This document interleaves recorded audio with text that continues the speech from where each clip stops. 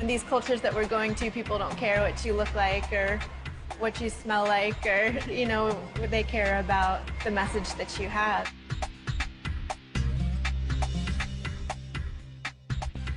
"28-year-old Emily Wright of Virginia Beach left her job, her apartment, and her family to take the World Race Challenge.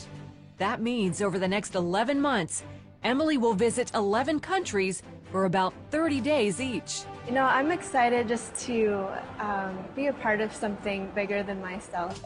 Her adventure began helping orphans in Mozambique. From there, she goes to Swaziland, South Africa, India, Nepal, Thailand, Cambodia, Vietnam, Malaysia, Moldova, and will end her journey in Romania.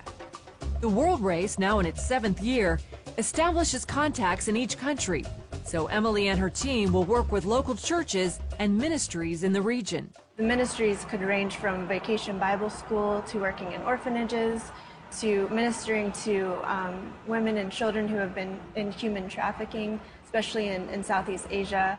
Emily's group is part of a larger team of about 50 racers who've been asked to travel light.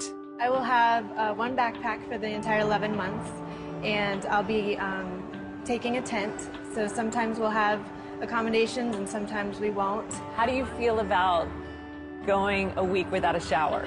I'm the type of girl who can handle that, and in training we had practice doing that. We were living in the woods for a week, group of 50 people, getting close together.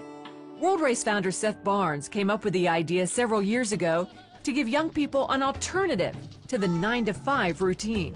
We push people to do what we call a Luke 10 kind of journey, where they go out and they take virtually nothing, and they know that they've got all spiritual authority, and we ask them to pray for local needs and see what God does when he shows up.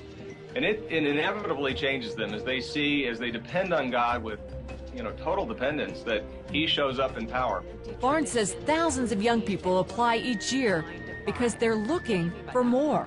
By leaving all of this stuff that has defined us and just allowing God to open up his possibilities in all different cultures, they find that there's more to life, that this yearning that they've had inside has an answer.